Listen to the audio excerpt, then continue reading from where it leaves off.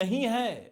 भारत की सड़कों पर ई रिक्शा के बढ़ने का संबंध सीधे सीधे बढ़ती बेरोजगारी से है। एक बार इस सवाल पर आ जाइए कि सड़कों पर ई रिक्शा की संख्या क्यों बढ़ी है। केवल महानगरों में नहीं, शहरों से लेकर कस्बों और गांवों में ई रिक्शा की संख्या क्यों बढ़ती जा रही है? क्योंकि रोजगार नहीं है। खासकर कोविड के बाद आपने नोटिस किया होगा कि हर शहर में ई रिक्शा की संख्या बढ़ती गई है। वक्त आ गया है कि ई रिक्शा को रोजगार का राष्ट्रीय पहचान घोषित कर दिया जाए, बल्कि इसे राष्ट्रीय रोजगार कहा जाए। रोजगार का नया चेहरा ई रिक्शा।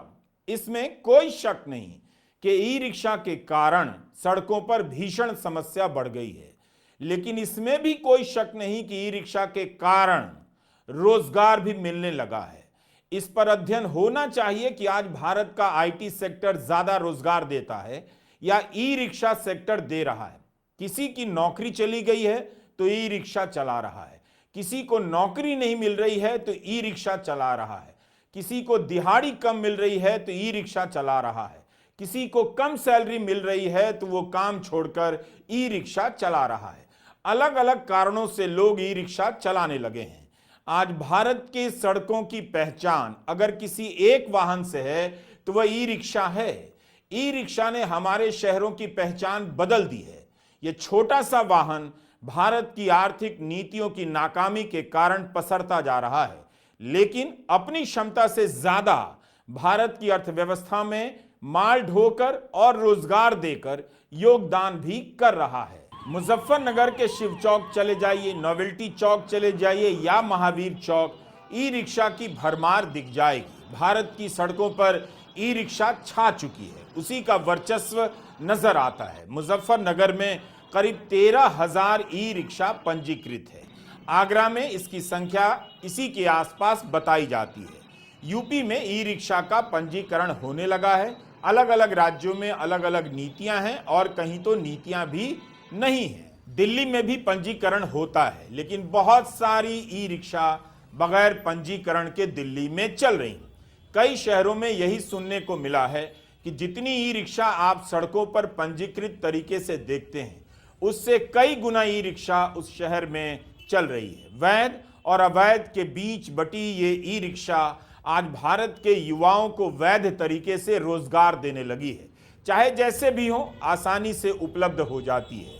बेरोजगारी के इस दौर में इसके लिए ई रिक्शा की तारीफ होनी चाहिए। मोदी सरकार के स्किल इंडिया ने भी इतने लोगों को रोजगार नहीं दिया होगा जितना बिना किसी स्किल वालों को रोजगार ई रिक्शा ने दिया है।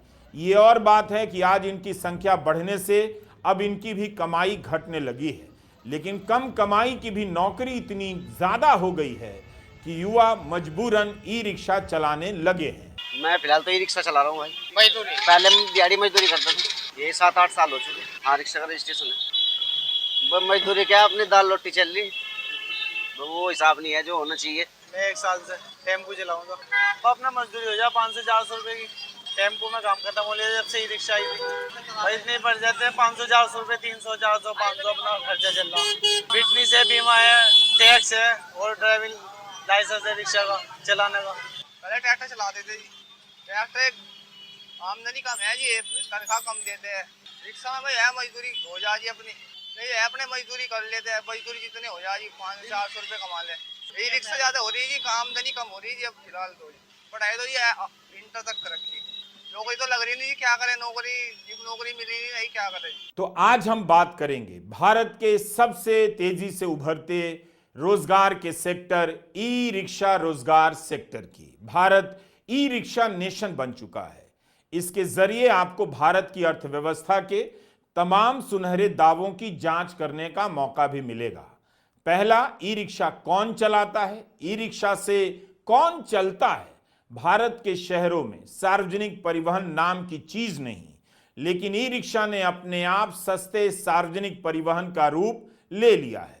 वक्त आ गया है कि हम ई रिक्शा को सरकार की योजनाओं में शामिल करें, सार्वजनिक बहसों का हिस्सा बनाएं, इसकी तकनीकी क्षमता में सुधार करने की दिशा में काम करें और सड़कों पर चलने की सही नीति बनाएं, ताकि ई रिक्शा चलाने वालों को हफ्ता ना देना पड़े और ताने ना सुनना पड़े कि इनकी वजह से जाम बढ़ गया है, बल्कि तारीफ हो